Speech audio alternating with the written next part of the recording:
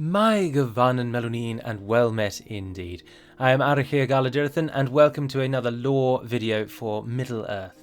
But before we dive into today's subject, allow me to just first of all thank both Blake Engfer and Ethan Grant Mitchell for supporting the channel directly on Patreon and attaining the rank of Banner Marshal. And allow me also to thank all those who have supported the channel on Patreon. It is greatly appreciated, though not asked for. But I, of course, extend my thanks to those that choose to do it. But please don't feel pressured to. So today's topic is Trin Turambar, the famous hero of the First Age, son of Túrin, and well known in the tales for his part in what may be at the Doriath. In talking of Túrin, the first point, and something that I may well get wrong as we go through, is his name. Túrin is pronounced as though it were written T-O-O, and not pronounced as the Italian city of Turin.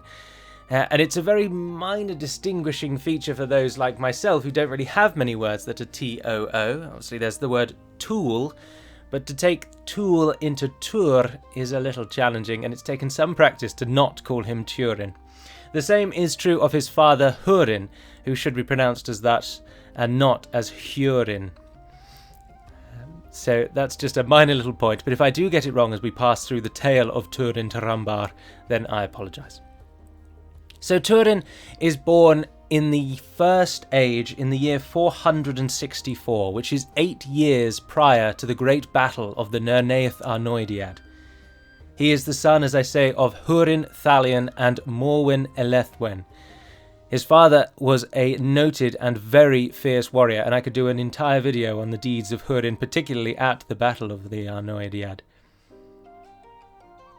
The family lived together in the lands of Hithlum, which is in the northwest of Beleriand and is a smaller sub-region of the greater region of Dor Lomin. And when Túrin was very young, his first sister was born, and she was known as Lalaith, which means laughter. Túrin loved his sister dearly, but he took to watching her from places where he couldn't be seen.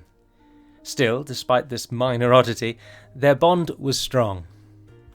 Unfortunately for the family, though, this was not a time of peace in Beleriand, and Morgoth was growing in strength, leading up to, of course, the great battle. When Túrin's sister was only 3, a plague came upon Hithlum from Angband, and she was killed. And this is known as Túrin's first sorrow, and it caused great grief in the family for some time. Some years later, Túrin, as the Lord of Dor Lomin and one of the mightiest Edain warriors of the First Age, was called to battle at the Nerneith Arnoediad. He answered his duty and left Hithlum when Túrin was only 8. The battle was a famous disaster for the Free Folk, and Túrin would not return from the aftermath of the battle for many, many years, long after the story of Túrin had concluded. After his victory at the Nerneith Arnoediad, Morgoth sent the Eastlings that had served him, not to be confused with the Eastlings of the Third Age. They just both happen to be people that live in the east of the regions that they come from. And he sent these Eastlings into Dor Lomin to take it as their own and keep the Edain there at bay and at check. The Eastlings were cruel and vicious, and they even hunted the fastest men of Hithlum as a sport. Out of concern for her son, Morwen sent Túrin away to the king of the elves in Doriath, King Thingol and Queen Melian. Túrin was sent with 2 companions, and they were met at the borders of Doriath by Beleg Strongbow, also known as Beleg Cuthalion, chief of the March Wardens of King Thingol, and they were escorted to Menegroth and to the hall of the king himself. Thingol, knowing well of Túrin and holding him in high regard, took Túrin in as a foster son. Unbeknownst to Túrin, Morwen, or any of the Free Folk, Túrin had been captured and not slain at the Nerneith. He was brought before Melkor, who wished to learn of the whereabouts of Gondolin. The two talked for some time, and against the odds, Túrin defied Melkor and invoked his wrath. Melkor, rather than slay Túrin, laid a curse on his entire family. His hatred and malice would fall on them, and worse still, Túrin would watch the events unfold from a throne of stone high upon the peaks of Thangorodrim. There, With Melkor's eyes and ears, he would hear and see all that happened in the realm of Beleriand, and specifically, he would watch as the curse of Melkor fell on Húrin's children, his own children. Turning back to Túrin, shortly after he had left Hithlum, Morwen gave birth to Túrin's second sister, with whom she had fallen pregnant before the Battle of the Nerneoth Arnoediad. This girl was named Nienor, and Túrin would not meet her for many, many years. But Túrin had settled in Doriath well, but one of his two companions had passed away only a short while in, and the other longed to return to Dor Lomin. Melian, the queen of Doriath, and a Maya of the Ainur, foresaw that Hithlum would not hold out against the evil now corrupting it, and she bid Túrin's final companion to return and have Morwen brought back to Doriath. Morwen refused this calling when the messenger came, and she did not go back to Doriath. This is known as Túrin's second sorrow, for he missed his mother dearly, and he was filled with grief on hearing she would not come.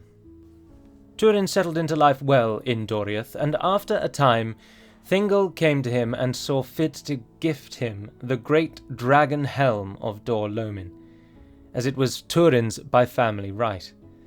The helmet was forged by Telkar the dwarf, the finest weaponsmith in Middle-earth's history, and on its top it bore an image of Glaurung, the first and father of all dragons, and this was placed there in defiance of the great dragon.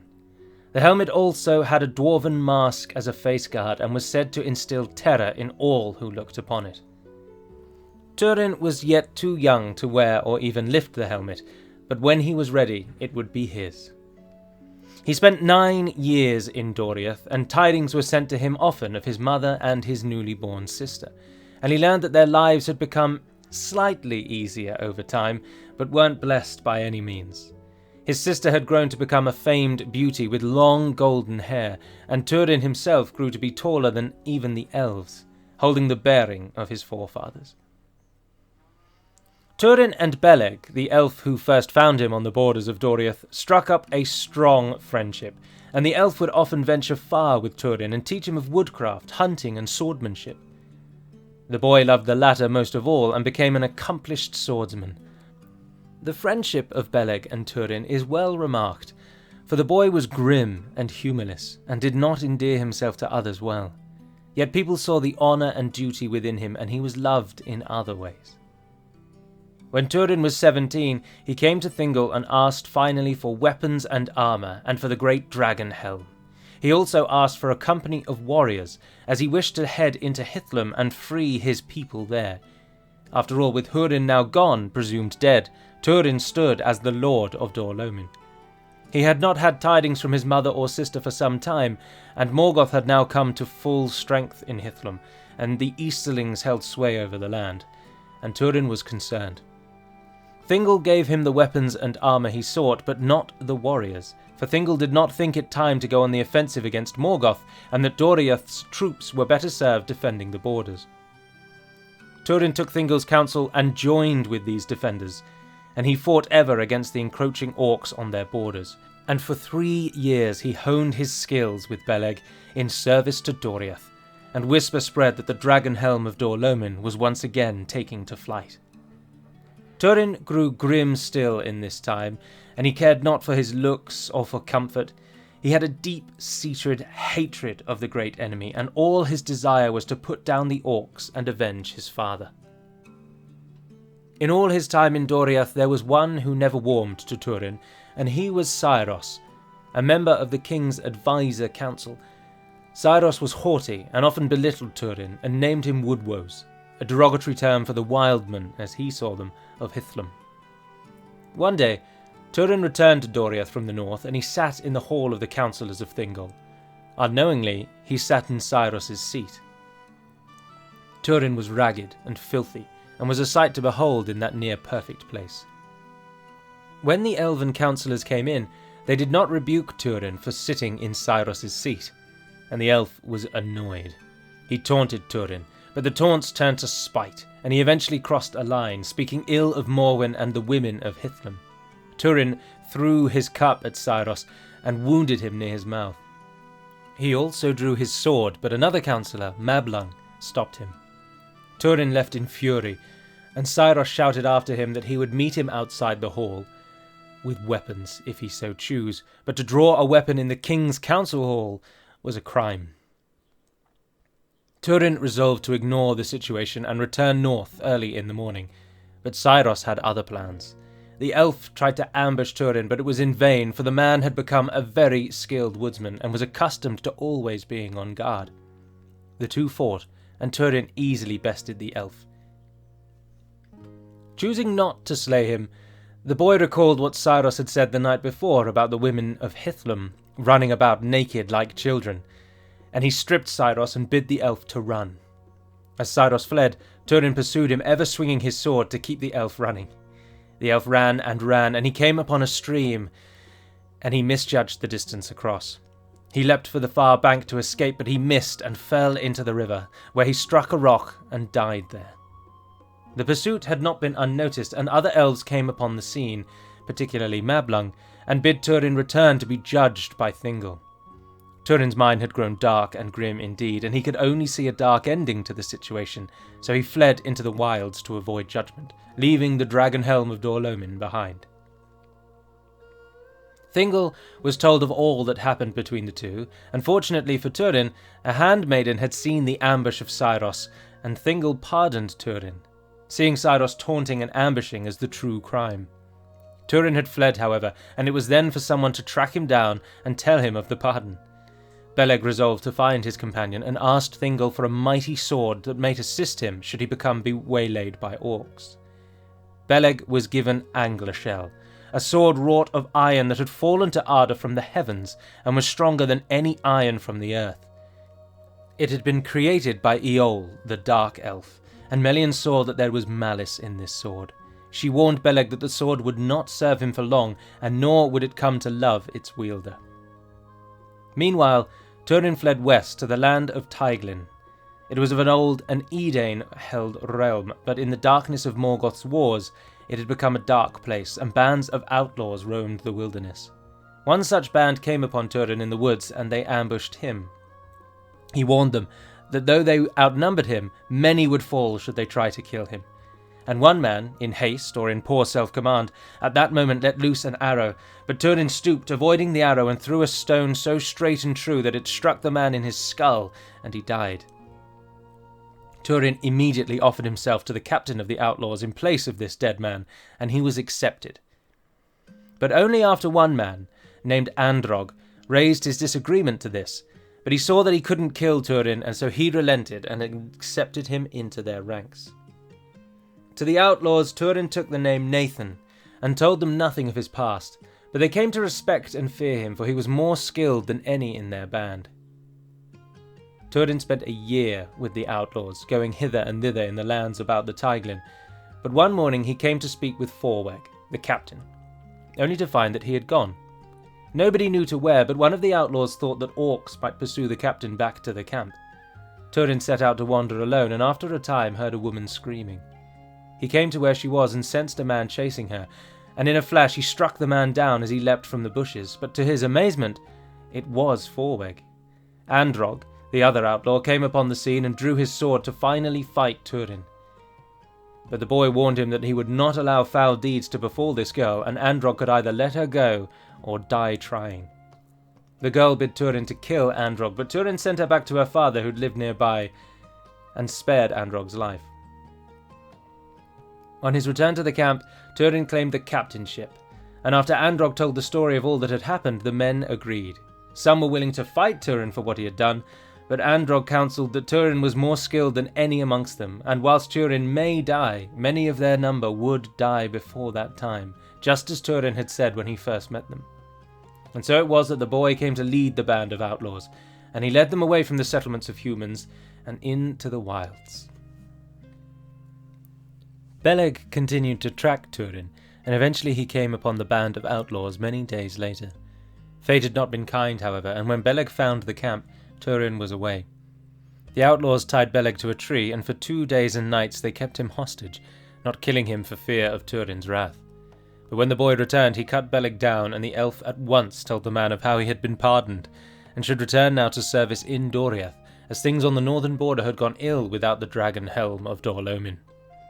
Túrin did not wish to return, and instead resolved to continue the fight against Morgoth with all those with him who would swear to stop attacking men but would now attack the orcs. Beleg did not wish to join Túrin, and the two departed again, but Beleg, now with the knowledge of Túrin's safety, returned to Menegroth. But Túrin moved on and eventually settled on the bare hill of Amon-Ruth. It was a great many miles to the south to Amon-Ruth, and it was by chance more than determination that Túrin and his band came to it, for in the wilderness, a day's march from the Bald Hill, Túrin came across 3 dwarves. His troublesome second-in-command, Androg, let loose his bow at sight of the dwarves, and 2 of their number fled into the night, but 1 was captured. His name was Mim, and he was a petty dwarf. These were a group of dwarves who, it is supposed, were banished from the mansions of the east for their misdeeds, and they eked out a meagre existence in Beleriand. Mim and his 2 sons were the last of the petty dwarves. Túrin convinced Mim to lead them to his home in Amon-Ruth, and in return he would not let his men kill Mim or deprive him of the sack that he was carrying. Mim begrudgingly led them to the Bald Hill, and when they arrived he learned that his son had been killed by Androg's arrow. Túrin promised him a wealth of gold in payment for this, for he took pity on the petty dwarves. Mim cursed Androg for this and said that if he did not break his bow and leave the broken arms and arrows at the feet of his dead son, and never take up a bow again, then Androg would otherwise be killed by the bow. Androg, fearing the curse, begrudgingly relented to this and broke his bow there and then and put it before the feet of Mim's dead son. But in return he cursed Mim himself, hoping that a dart would pierce the dwarf's throat. Túrin and his company took up residence in Amon-Ruth, and after a time Beleg found his way back to the man. He brought with him lembas bread from Melian, and the dragon helm of Dor-Lomin, which Túrin had left in Doriath. Túrin was glad of Beleg's return, but bid him not to counsel him on return to Doriath, for that path was closed in the boy's mind. At this time, the power of Morgoth's armies continued to grow strong, and the orcs came down the Syrian and ravaged more and more lands. Beleg and Túrin and their company fought the orcs wherever they could, and Mim grew jealous of the love between Beleg and Túrin, and looked poorly on the elf. His hatred reached crescendo when Androg once again took up the bow and is hit with a poison arrow, bringing full circle the curse that Mim had placed upon him. However, before Androg could die, Beleg, skilled in the art of healing, managed to save him, and for this Mim's hatred grew and grew against the elf. But word of the exploits of the great bow and helm reached far and wide, and many refugees and leaderless companies sought the 2 captains to fight for the good of Beleriand. All about Amon-Ruth these men camped, and the camp was renamed to Echad Isidrún, Camp of the Faithful. But Túrin allowed none save his original company to actually enter the Bald Hill. Beleg and Túrin led a successful campaign against Morgoth's hordes in the centre of Beleriand, and word of their exploits came both to Nargothrond and to Menegroth, the 2 chief cities of the elves in Beleriand. Túrin took the name Gorthal, Dread Helm, and the land about Amon-Ruth was renamed to Dor Guarthol, Land of Helm and Bow. Word of these victories came to Morgoth, and he laughed, for the damage done to him was trifling, and now he knew of Túrin's location. He sent his best spies to keep watch on the Bald Hill, but moved not in force against Dor Guarthol just yet. There are then 2 tellings of the events that unfolded next. The first telling is that Mim and his son were captured by orcs one day, and after his son was tortured, Mim divulged the secrets of Amon-Ruth and how to beat Túrin. The second is that Mim, filled with hatred for Beleg and Túrin, sought the orcs on his own and struck a deal. He was to receive a sack of iron equal in weight to every man slain in the orc attack, and a sack of gold in the weight of Túrin and Beleg. Furthermore, Beleg was to be given to him to torture as he pleased, but Túrin would be set free, for Mim still held that Túrin was a man of his word and wished him not ill. Lastly, the orcs would allow Mim to live out his days in peace, and they would trouble Amon-Ruth not. The standalone publication of the Children of Húrin which all of this information is taken from, lists the second option as the action that actually happened, and thus Mim sold out Túrin and Beleg to the orcs for his hatred of the elf. The orcs then agreed to Mim's request, but with no intention of fulfilling their side of the bargain. The orcs held Ibn, Mim's remaining son, with them as a hostage until the betrayal was complete. Thus did Mim guide the orcs to the heart of Amon-Ruth, so they could come unawares on the men of Túrin's command. Túrin and Beleg mustered their men, and were able to flee into the very heart of the rock. They blocked the entrance behind them with a stone, and fled up to the summit of the great hill, by way of a hidden stair from the caves of Amon-Ruth. At the peak they fought a last stand, with all but Beleg and Túrin slain. Here, at last, however, Androg, Túrin's second-in-command, finally proved his honour, and he fought the most valiantly, defending the very top of the outer stair, the method by which the orcs had reached the peak. But eventually Androg fell under the crushing weight of the numbers of the orcs. Beleg and Túrin were captured, and the elf was chained to the top of the rock and covered with a net. Túrin was taken away. After the orcs had left the peak, however, Mim finally appeared, and laughed as he planned his method of killing Beleg. However, unbeknownst to him, Androg had not yet come to death, and he mustered what strength he could, and from the ground beneath Mim's feet he slashed at him with his sword. Mim, however, escaped and fled, but with his dying breath, Androg finally cut Beleg free. Beleg immediately set out to track the orcs who had taken Túrin, and he followed them into the high fens of Tornufuin. In that dark place he came upon a hopeful sight, an escaped prisoner of Angband itself. An elf, Gwyndor was his name, and he was a warrior of Nargothrond, who had been captured in the Nerneith and put to the toil in the mines of Angband, for the Noldor were excellent miners and the orcs used them for this purpose often. Gwyndor had managed to escape the mines of Angband, but in so doing he had lost his hand. He told Beleg of the orc party that had passed not long before, and Beleg convinced him to accompany him to rescue Túrin. The two of them snuck into the orc camp at night, after Beleg had silently killed 4 wolf wardens that had been positioned as scouts. They found Túrin in a drugged sleep, bound to a tree. They cut him down and dragged him away to a small thicket, but he was heavy and his feet were tied. Beleg drew his sword Anglachel and cut the bonds of Túrin, but fate, or the will of the sword, sullied his hand, and he pricked Túrin's foot. The boy awoke at once, and in the darkness thought only that he was about to be killed. In a flash he slew his would-be attacker with a knife, but at that moment a great lightning flash lit up the sky as a mighty storm rolled in from the west. Túrin saw in the light the face of his companion, Beleg Cuthalion, and he cried aloud. He had slain his dearest and, in truth, only friend. Gwyndor bid them leave, but Túrin was debilitated with grief. The orcs awoke at the sound of the storm and Túrin's cry, but after a brief search they figured that the boy had fled, and they did not wish to pursue him in this storm. The next day the orcs left, and Gwyndor and Túrin buried Beleg there in the Tornufuin, with his great bow Belthronding beside him. Gwyndor gave Anglachel to Túrin, and bid him use it, for it was wasted in the ground, and would serve the free folk better in Túrin's hand. The elf then led Túrin away to Nargothrond, the second great cave city of the elves in Beleriand. At this time, Morwen and Nienor, who was now fully grown, finally left Hithlum and were welcomed into Doriath.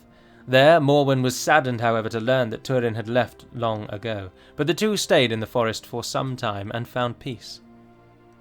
Back in Nargothrond, Túrin took the name Agarwain, blood-stained son of ill fate. Anglachel was reforged by the smiths there, and its edges shone ever after with a pale light as though it were on fire. And Túrin named it Gurthang, Iron of Death. The elves came to call him Mormegil, the Black Blade. The boy served the elven king Orodreth, and he served well, and there was peace in his life for a time.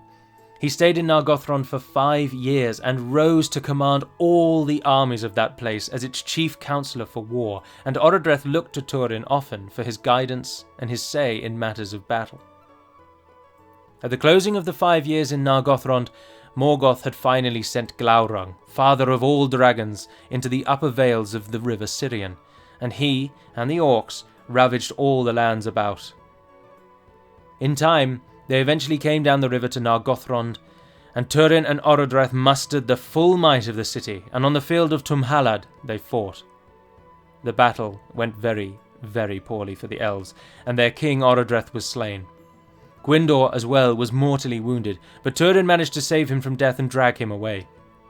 Away from the battle, Gwyndor bid him hurry back to Nargothrond and save the people there rather than tend to this one dying elf, and Gwyndor died that day, and Túrin was grieved.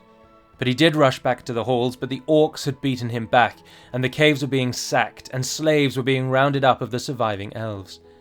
Túrin launched into battle and killed many orcs, but eventually came against Glaurung himself. The dragon's gaze was where his true power lied, and it pierced the guard of Túrin's dwarven masked helm, although this was not the dragon helm he was wearing at this point. The evil stare of the dragon struck Túrin, and he was just turned to stone, paralysed by the magical gaze of this great demon. Glaurung then taunted Túrin, and lied that Morwen and Nienor were as thralls in Dor Lomin, and had not, in fact, come to Doriath. Túrin, of course, had no idea that they were in truth safe, and he believed the lies of the dragon. Glaurung did bid Túrin leave, but not before Túrin tried to strike the dragon down once he was released from the power of the gaze. But the dragon was swift and avoided Túrin's sword, and again spun lies and convinced him to leave. Quickly, Túrin then left the scene and hastened for Dor Lomin. Glaurung set about burning the lands about Nargothrond and routed the orcs within. He then sat upon his golden hoard there and was pleased. He had sent Túrin to Dor Lomin far from his family, and had made him believe that they were in peril. This was a well-weaved plan by Morgoth and Glaurung, for Gwyndor counselled Túrin that in Finduilas, the daughter of Orodreth, was the power to save Túrin, but she was carried away from Nargothrond as a captive, and had called out to Túrin as she was dragged away, but he did not move. Túrin did not follow her, and his doom was sealed. As a side note here, in the 5 years that Túrin had spent in Nargothrond, Finduilas had fallen in love with him deeply, and she saw them as a sort of Beren and Luthien, or a new age of Beren and Luthien. Gwyndor himself was jealous of this love, for he loved Finduilas as well. And Gwyndor was the one who revealed to her that Túrin's true identity as the son of Húrin and lord of Dor Lomin, which, coupled with Túrin's warmongering and his command of Nargothrond's armies, had surely led Glaurung here in the first place. Turning back to the journey of Túrin, he came back to Dor Lomin to find that Morwen and Nienor had already gone, and his old home had been ransacked, abandoned and destroyed. Túrin took up shelter with an old friend from his childhood, and discovered that Broda, a vile Easterling lord, had ransacked the house of Túrin and had put all the people of the land to work as his thralls. Túrin was enraged, and went straight to Broda's hall. He burst in and came straight up to Broda's wife, the Lady Erin, who was Húrin's kinswoman. She had been taken to wife by the coming Broda, and lived in fear of him. Erin, out of fear of Broda, said nothing of the burning of Túrin's home, but Broda scorned Morwen in the hall, saying she was a thrall, and had fled like the others' thralls. Weak. At that, Túrin drew his sword and warned Broda's company that should any man move, he would cut the head from Broda's shoulders. Túrin then announced his true name as the Lord of Hithlum in his father's stead, and Erin then told him all that had happened. Túrin flew into a rage, and saw that the dragon had lied to him and sent him a merry chase. He picked Broda up and threw him across the hall into one of his companions, and the throw broke the Easterling's neck. Broda's company immediately aroused for battle, and Túrin slew 3 more, but was heavily outnumbered. At that, however, and the coming of their true lord, the servants in the hall, who were the sons and daughters of Hithlum, gave up a battle cry and roused to fight for their returned lord. Battle was joined in the hall, and Túrin's old friend bid him leave now, lest he die here. Túrin and those that he could gather fled into the wild, and as they did, the hall of Broda took to flame. Erin, the proud Erin, who had saved many lives as the wife of Broda, and who had always cared for her people from the shadow of the Easterlings, had killed herself in the hall, lest she fall victim to the wrath of the Easterlings, who would surely come to that place after hearing the tale. Túrin then left Dor Lomin and set out in search of Finduilas, for he now knew his family was safe in Doriath, and his search led him to Brethil, the great northwestern arm of the forest of Doriath. On entering into the forest, Túrin heard an affray, and came upon a sight of a band of hardy woodsmen fending off a much greater party of orcs. At once, Túrin began making a ruckus in the undergrowth, as if he were a party of tens of men. He then gave a loud shout, crying, "Here we find them! Follow me all!" He leapt from the trees and gave a signal to men following behind to follow. The orcs were caught unawares and thought they were now deathly surrounded. Túrin drew his sword, and the orcs then broke. Knowing Gurthang well and fearing the flame light of its edges, the woodsman took advantage and the party was saved. Túrin then asked the saved woodsman of Finduilas, and whether they knew anything of her or the party that the orcs had led north some days prior, and the woodsman, sadly, led Túrin to her burial mound. They said they had ambushed an orc party from Nargothrond, and seeing that they were done for, the orcs had slain all the women that they had as prisoners. Finduilas had been pinned to a tree with a spear, but before she died she was able to speak to the leader of the band. But there they laid her, in a mound on the crossings of the river Teiglin.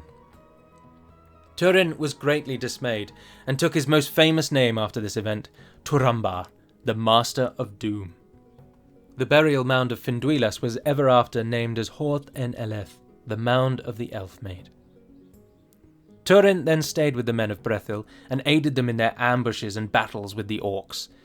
And one day, as the men of Brethil pursued an orc horde towards the river Teiglin, the men saw what seemed to be a wraith lying on the grave of Finduilas. They approached the naked phantom and realized it was not a ghost but a girl. She had passed out in the storm and was without any clothes. Túrin covered her in a cloak and carried the mysterious woman away to the woodsman's nearby lodge. There, she roused and smiled to see that she was safe. She did not give her name and could barely speak, and Túrin named her Niniel, Maid of Tears, for she wept when she first saw him.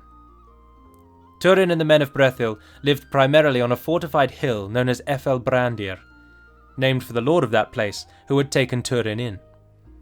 The woodsmen set off at once for the Brandir, and as they marched, Niniel was struck by fever and would not wake. When they arrived at Amu Nobel, the hill upon which the Brandir was built, Niniel was looked after by all the people of that place. But it was noted in the days that followed that despite her dark sleep, she seemed most peaceful whenever Túrin was nearby. In time, Niniel recovered well, and she grew to be loved by all the people of Brethil, but by Brandir, the lord of the region, most of all, and he saw her as a sister at first, but then that turned to something deeper later on. Niniel, for reasons unknown to the folk of Brethil, could not speak, and she had to be taught. She picked the skill up very quickly though, as though remembering a long-lost skill rather than picking up a new one.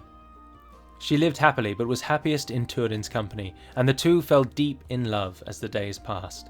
For 2 years they lived together in Brethil, and at the end of that happy time, Túrin finally proposed to Niniel. She was glad, and set to accept, but was counselled against it by Brandir.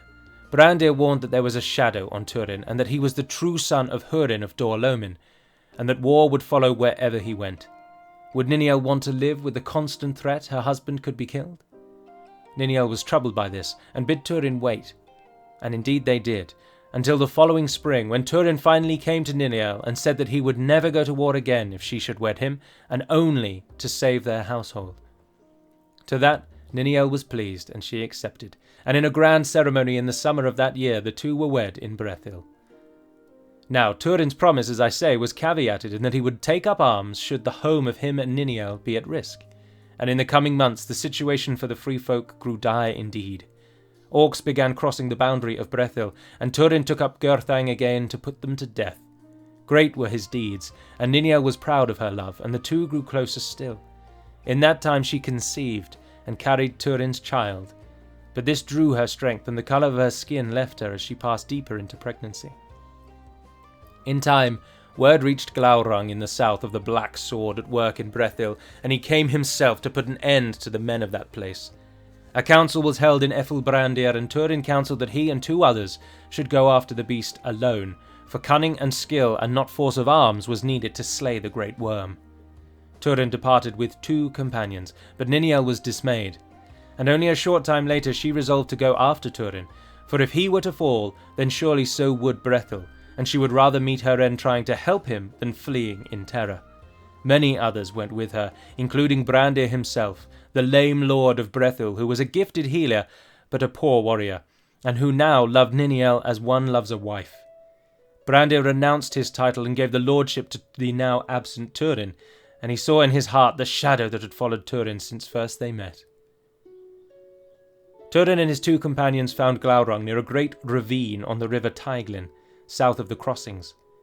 Túrin hoped that they would go unnoticed into the ravine, and when Glaurung set to cross it, they would spring upon him from below and carve into his belly where he was weakest, and where Azagal, lord of Belagost, had wounded him in the Nerneith Arnoediad. One of Túrin's companions, Dorlas, who was a mighty warrior and a great friend to Túrin, was overcome with fear at the river crossing in the ravine. Such was his fear of the river that he was paralysed and would go no further. Thus Túrin's company was down to 2. Túrin and Hunthor, the last man, made their way to the base of the ravine with a sleeping Glaurung above. The air was thick with fumes of the dragon, and they retched and had to master themselves just to stay in that place. A horrid concoction of poison and heat filled the air. In that dank, dark ravine, the two men found some sleep and waited for the dragon to cross the gap above. Then they would launch their attack. In time, Glaurung eventually woke and began his furious attack on Brethil. He let forth a burst of flame that almost flooded the ravine, but Túrin and Hunthor began their climb.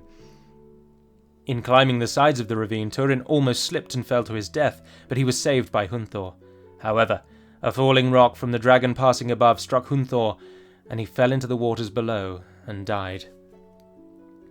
Thus, alone, Túrin then climbed up until he was under the very belly of the dragon, and as he had hoped, and with a mighty strike, he plunged Gurthang into Glaurung up to its hilt.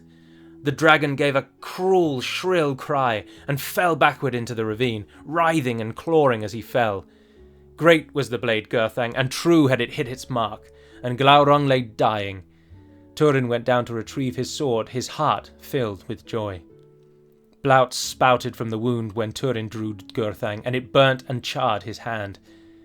At this Glaurung was roused, and his power had always been within more than without, and with his powerful gaze he glared into Túrin's very soul, and the man was struck down as one hit by a poisoned arrow.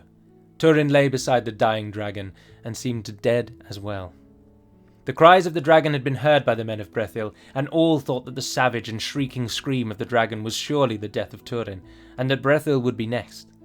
Niniel was stunned at the dragon's cry, but Brandir found her and bid her follow him away to safety, as Túrin was now surely dead. Niniel denied him and ran toward the scream in hope. There she found the dead dragon and what seemed to be her dead husband. She knelt beside Túrin and wept. She bandaged his blackened hand and cried to the heavens that he should awake, for the dragon was now dead. Her cry was in vain, and worse still, it woke the dragon. Glaurung looked on Niniel and did his final deed. For some time before now, Glaurung and Niniel had met already. In that encounter, the dragon had cursed her with amnesia and stripped her of all knowledge of who she was, and now at last he undid his curse, and her memory flooded back to her, for she was Nienor, daughter of Húrin, and the sister of the man she had wedded. Nienor was sickened, and doom fell over her. She had fallen in love with her own brother, and had been carrying his ill-fated child for some months. Her grief was too great. She named Túrin as Trin Turambar, Túrin Ambartanen, master of doom by doom mastered. Then, with little thought, and overcome with grief, she threw herself from the brink of Karad Enaras, and plunged to her death in the waters of the Teiglin below. Thus was that height renamed ever after as Chabed Neramarth, the leap of dreadful doom. With the death of Glaurung, Túrin was released from the dark sleep placed on him, and he headed north to find the men of Brethil. He came upon them and they were terrified, for Brandir had not checked to see if Túrin had lived after Niniel had slain herself, and he had departed and told all that the children of Húrin had died together there. The men were pleased to see Túrin had lived, but Brandir had told of how Niniel had died, and Túrin did not believe him. But then Brandir told of how Niniel was in fact Nienor, and this knowledge had led her to kill herself in the light of their dark union, and Túrin again did not believe him. Túrin was overcome with rage and slew Brandir there. He departed Brethil to head back to the Teiglin to find Niniel himself. On his way he came upon Mablang, the elf of Doriath, the same Mablang who had defended Túrin many years prior when Cyros had died. Mablung told Túrin that Nienor and Morwen had departed Doriath some years ago to find him. They went to Nargothrond, where Nienor had been cursed by Glaurung, and fled north like a wild deer. Morwen had not been seen since that day. Mablung also explained that unlike Túrin, Nienor had long golden hair like her father, and would have stood out as a radiant beauty among the men of Brethil, and that none could mistake her. But of course, Túrin had never met his sister before 3 years ago. Túrin fled the elves, and on the height of Cabed Neramarth, he drew Gurthang and asked the sword if it would slay him swiftly. The sword replied that it would slay him very swiftly, to forget the blood of Beleg and of Brandir, who had been slain unjustly. Thus did Trin Turambar fall upon his own sword. The elves and men buried Túrin where he lay, and set a great stone on the top of his mound, and carved the name of Inarni Kin Churin, the children of Húrin, onto it. And whilst this ends Túrin's tale, it doesn't end the story here, and it's worth going on because it's a nice little passage, and this time I am actually just going to straight up read from the book because it was the best way I thought of setting this in.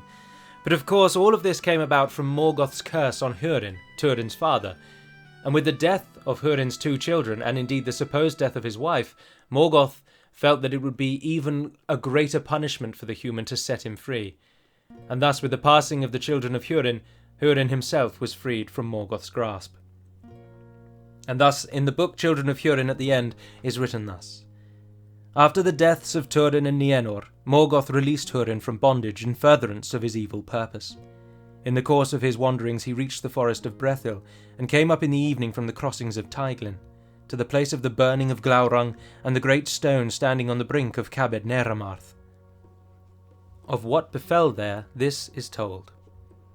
But Húrin did not look at the stone, for he knew what was written there, and his eyes had seen that he was not alone. Sitting in the shadow of the stone there was a figure, bent over its knees.